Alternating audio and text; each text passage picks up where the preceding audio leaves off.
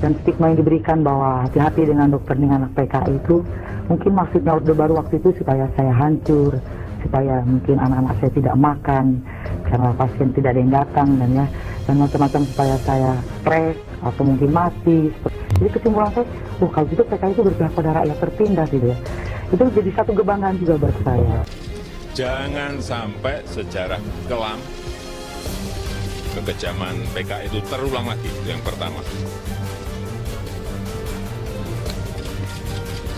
Yang kedua, pegang teguh Pancasila yang bertentangan dengan Pancasila. Apalagi memberi ruang pada PKI. Tidak.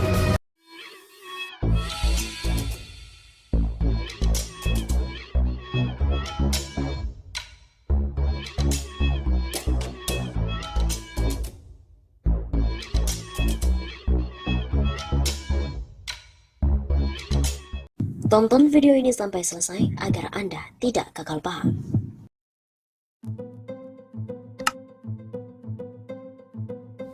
Halo Sobat 651 Safa, kembali lagi bersama dengan kami untuk mengulas fakta-fakta politik dan juga informasi terkini di tanah air. Ripka Ciptaning yang terkenal sebagai politisi PDIP mengatakan bahwa hanya Front Nasakom yang dapat mengeluarkan bangsa dari krisis. Bagaimanakah kebenarannya? Politikus Partai Demokrasi Indonesia Perjuangan atau PDIP, Ripka Ciptaning membuat pernyataan di harian Sinar Harapan pada 18 Maret tahun 2004. Hanya Front Nasakom yang bisa keluarkan bangsa dari krisis. Front Nasakom, kata Ripka, bukan milik orang komunis saja, petinggi NU dan kaum nasionalis juga ikut membangunnya. Dikutip melalui Wikipedia, nasionalis agama dan komunis atau Nasakom merupakan konsep politik yang dicetuskan oleh Presiden Soekarno. Konsep politik Nasakom untuk memenuhi tuntutan tiga faksi utama dalam politik Indonesia, yakni ketika itu tentara, kelompok-kelompok Islam dan komunis, dengan dukungan dari militer pada bulan Februari tahun 1956. Ia menyatakan demokrasi terpimpin dan mengusulkan kabinet yang akan mewakili semua partai politik penting, termasuk PKI. Gagasan Nasakom ternyata sudah dicetuskan oleh Soekarno sebelum Indonesia merdeka. Pada tahun 1927 ia menulis rangkaian artikel berjudul Nasionalis, Islam dan Marxisme dalam Indonesia Muda, sebuah publikasi terbitan Klub Studi Umum, klub yang didirikan oleh Soekarno dan rekan-rekannya di Bandung. Pengamat politik Profesor Salim Said mengangkat bicara seputar tak berhentinya isu PKI di Indonesia. Salim Said juga kemudian menyinggung PKI dengan sikap PDIP selama ini. Dalam pemaparannya, Salim Said mengatakan kalau komunisme di dunia sejatinya telah mati. Hal itu dia pastikan lantaran komunis sebagai sebuah organisasi yang berpusat di Uni Soviet, sekarang Rusia ini sudah bubar. Sejumlah pengalaman dan pandangan kemudian dia kemukakan, mulai dari kunjungannya ke Rusia, ke Cekoslovakia, sampai ke negeri Tiongkok. Adapun komunis masih bercokol di Cina, hanya dianggap sebagai ideologi untuk mengendalikan masyarakat belaka. Saya adalah orang yang berkobar-kobar seperti biasanya, mengatakan kalau komunis sudah bangkrut, sudah tidak laku, kata Salim Said dalam sebuah diskusi di saluran Hersbunno Point. Karena di banyak negara isu komunis sudah dipastikan senyap, Salim Said kemudian mempertanyakan mengapa justru PKI ramai terus di Indonesia. Menurut dia hal ini tidak terlepas dari perjuangan sejarah Indonesia, di mana PKI tidak pernah berkuasa, namun ikut masuk berkuasa karena hadirnya doktrin Nasakom yang digelorakan oleh Soekarno. Lantas apa penjelasannya? Menurut Salim Said, selalu munculnya isu PKI di Nusantara dikaitkan dengan PDIP. Kok bisa? Ya sebab PDIP yang digawangi Megawati dinilai seolah melanjutkan kebijakan Soekarno dalam hal Nasakom. Walau tidak diucapkan dan diumumkan, kata Salim Said, hal itu mudah terbaca dari kacamata sebagai peneliti politik. Bahwa setelah reformasi PDIP, kesimpulan saya, melanjutkan kebijakan Bung Karno. Nasakom tidak diumumkan, tidak dikatakan, tetapi saya kan peneliti politik. Saya mempelajari anggaran dasar partai-partai dan sebagainya, dan melihat siapa-siapa di dalam PDIP. Hal lain adanya pengurus PDIP yang dengan bangga mengaku sebagai anak PKI. Dia adalah Ripka Ciptaning. Bahkan dia menyebut kebanggaannya itu dalam sebuah buku. Pembiaran ini kemudian dianggap Salim Said sebenarnya bisa menjadi bumerang bagi PDIP. Sebab seolah PDIP menganggap PKI tidak bermasalah.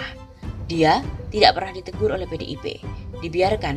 Kesimpulan orang, PDIP menganggap PKI itu tidak apa-apa, Nasakom tidak apa-apa. Apalagi menurut Salim Said, ada banyak anak-anak PKI dari pengakuan Ripka yang ada di dalam tubuh PDIP. Lantas apakah mereka tidak akan melakukan balas dendam karena orang tua mereka yang dibunuh? Persoalan munculnya isu PKI sendiri ditegaskan oleh Salim Said lantaran ada sejarah yang belum selesai di Indonesia, sehingga masih terus menjadi perkara di kemudian hari. Salim Said dalam kesempatan itu juga membongkar sejarah mengapa PKI bisa mendapatkan tempat di hati masyarakat Indonesia. Menurut dia tidak lain dari upaya Soekarno dengan gagasannya untuk melakukan doktrin persatuan rakyat. Gagasan Nasakom sendiri adalah upaya untuk mempersatukan rakyat pada tahun 1926. Ketika itu, Soekarno geram karena Nusantara selalu dijajah oleh kolonial. Bung Karno sampai pada satu pemikiran ketika dijajah terus oleh kolonial karena apa? Karena kita itu tidak bersatu. Jadi dibikinlah gagasan Islam, nasionalis dan komunis. Usai kemerdekaan rupanya Soekarno, kata Salim, masih mempertahankan konsep doktrin dari Nasakom. Bung Karno masih terus membela PKI di tengah isu Madiun dan Bali. Bahkan usai dekrit Presiden tahun 1950, Nasakom seolah dikembangkan lagi. Tetapi tanpa menyadari bahwa itu tidak ada pada zaman tahun 26 ketika kita ada pengalaman konflik di dalam negeri dengan komunis. Padahal tahun zaman dekrit itu kita sudah melewati pengalaman yang berdarah-darah, ada pemberontakan Madiun yang selalu disembunyikan oleh PKI.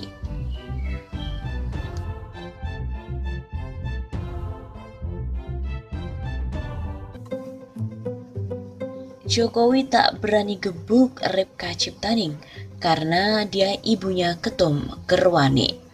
Belum lama ini beredar di sebuah media sosial Facebook sebuah unggahan foto salah satu anggota DPR RI fraksi PDIP, Ripka Ciptaning, dan foto tersebut diunggah oleh pemilik akun Facebook Dian Limaran dengan menyertakan sebuah narasi berbunyi, "Saya PKI, Jokowi tak berani gebuk saya karena ibunya Ketum Gerwani PKI."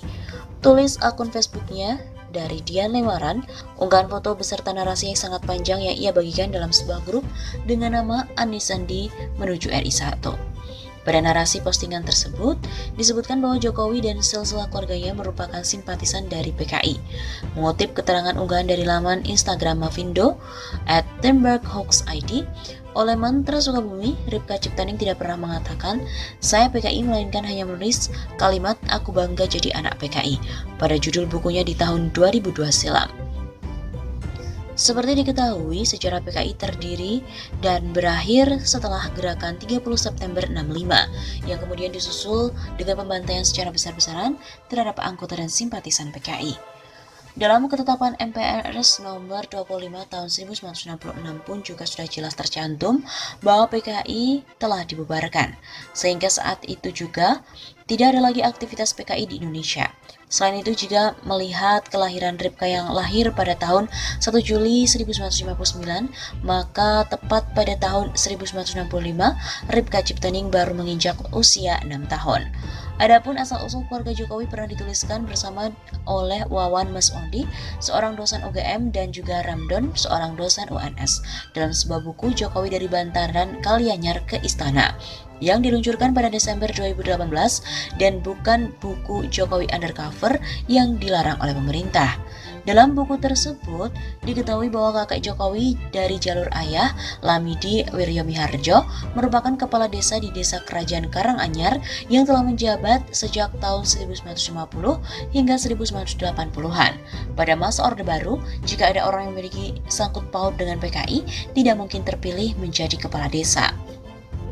Kemudian, ibunya Sujiatmi lahir pada 15 Februari 1943 di Desa Giriroto, Ngemplak, Boyolali, Jawa Tengah. Sujiatmi menikah dengan Wijatno Notomiharjo pada tahun 1959. Pasangan ini pun lalu pindah dari Boyolali ke Serambatan, Solo, bagian utara. Pada 21 Juni 1961, lahir anak pertama mereka, Joko Widodo. Dengan demikian, klaim Ripka Ciptaning yang mengatakan "saya PKI, Jokowi tak berani gebuk saya karena ibunya Ketum Gerwani PKI" adalah sebuah misleading content.